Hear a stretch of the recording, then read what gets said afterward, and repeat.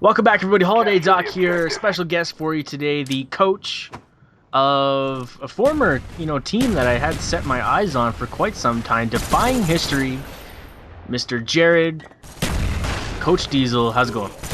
Going good, man. How's it going? First time here. Pretty excited. Real excited for Rally coming up next week. So, just wanted to get on here, see what it was all about, talk to you for the first time. I've been wanting to do a dual com with you for a while, so I hit you up. You agreed to it, so here I am.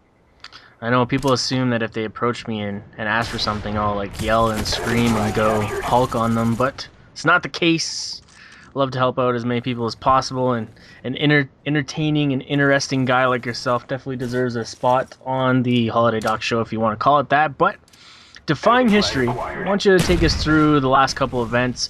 Where'd you guys come from? Where are you guys now? What's going on? What's new?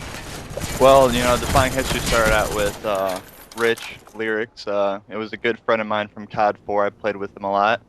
I came into Black Ops wanting to play, but didn't have the time to, so I decided to coach. And I was friends with Lyrics, so that's how I got affiliated with Defying History. We came out to Dallas, and we wanted a good showing, but it didn't happen. Got 20th, and then we really buckled down in between for Columbus, and came out in Columbus, placed pro. We were really happy about that. Then we came out at Anaheim. We placed 9th, and we were stoked about that. And then I went on vacation afterwards for a week. I come back, they broke up.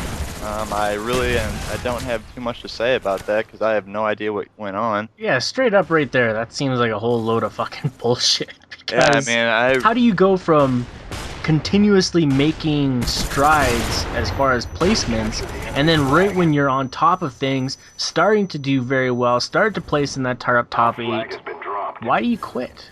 I mean, that's what I said to them. I mean, I really don't know. I know that some of the players had beef with each other. They just weren't getting along, but we pulled together for the event. And I mean, I tried to keep them together, but like I said, I was gone for a week there, so I guess things just blew up and they decided to go their separate paths. But I'm liking where I am now. I'm with Icons Blue with Revan, Sharp, Fatalize, and now we picked up Parasite. I mean, we got a solid squad. I feel pretty strong for So you brought Fatalize with you, or? No, actually, they hit up Fatalize, I think is what happened. And then, I really like Fatal. He's a mature kid. He's 16, but he's real mature for his age. He's a good player. I just really like the guy. So, and I also like Revan. Me and him hit it off really well at the events. So I talked to Fatalize. He talked to Ego and Revan, and then Revan hit me up, and it just went from there. Good stuff. Yeah. Always nice to see things working out, even though coming off of a hardship or a turn of events that doesn't always work out so great. But it is what it is, right? You gotta move on and go for it. Just gotta adapt. It's the human way. So what do you think, yourself being a coach, what do you offer Icons and what do you offer players like Revan? Because Revan's already a seasoned veteran, if you want to call it, to the competitive scene, right? Revan knows his stuff, that he does. I mean, that's the first thing he said. I mean, he wanted to interview me. He wanted to know what I had to bring. And I said, you know what? I have everything to bring. Just it's what you guys want from me.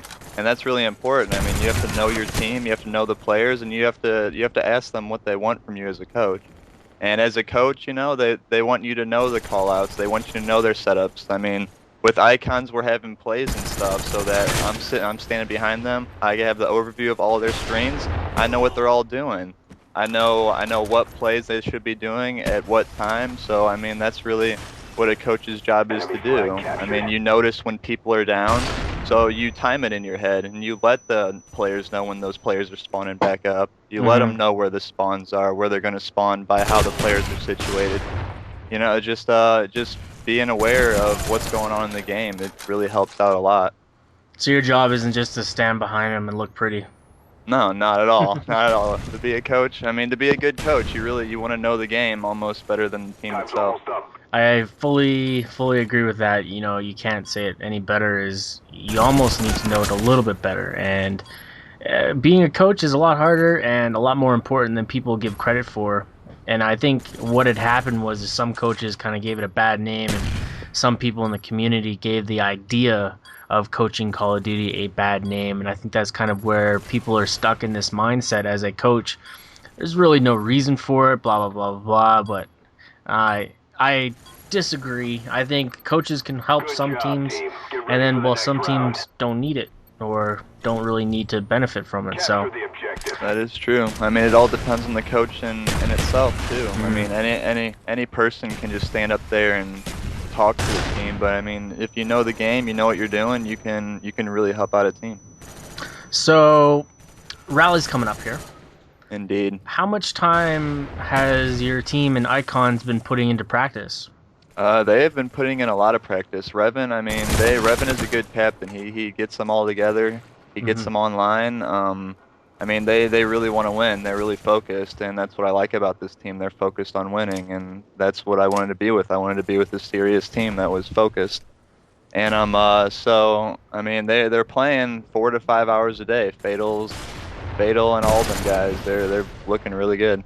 What do you think their past hardships have been caused by? Why don't you think they've placed as well as they could have before?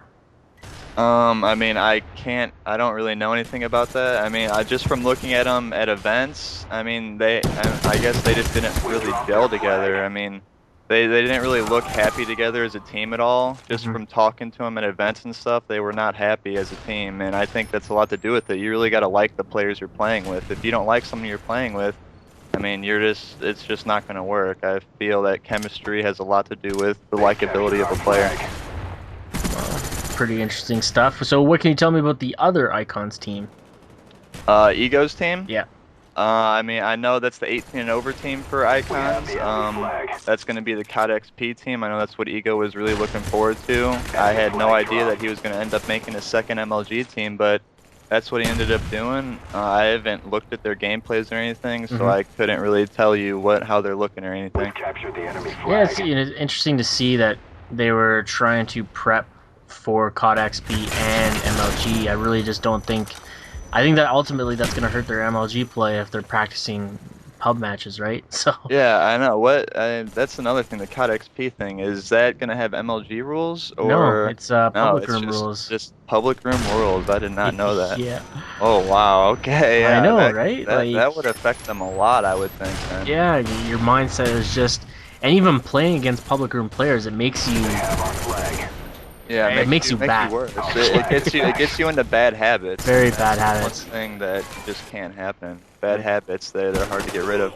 Yeah, just being able to recover off of stupid shots, or taking the step forward when you shouldn't have. Like, you get accustomed to doing that when you're in public rooms. Using flak jacket. I mean, you sit on those flags, you don't get naded. Yeah. Get used to that. Claymores don't do shit. Oh, there's so many different variables to think of when you're playing that. So, I mean, it is for a lot of money though. So, I mean, very true. But if you're playing in MLG events and you haven't won an MLG event, you're still going to be playing against a lot of the pros, and I guarantee the team that wins XP is going to have pros on it, and a lot of pros that have already won big time. So I can guarantee that. I think the Optic Envy COD XP team is probably going to be in the best shape to win COD XP. Yeah, I would have to say so, because all those guys are pretty seasoned veterans in the Call of Duty scene, and they know what to do to win. So. Yeah. So, any final words here before we take off and call this a commentary? No, really. I mean, I'm excited for Rally. I can't wait. I'm excited to see how Icons Blue turns out. I'm really excited. So, anybody out there, anybody coming out to the events, come up and say hi. Don't be shy. We're here to help you guys out. So, 100%. Come say hi. Make sure you talk to us. I'm always out in the crowd. You'll always be able to find me. You are. I'm always out there too. Just come out, say who you are, shake my hand.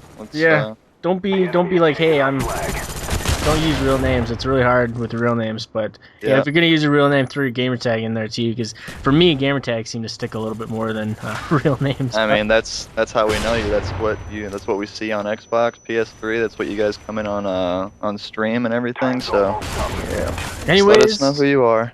This has been another dual commentary. Thanks for joining me, man, and I'm out of here.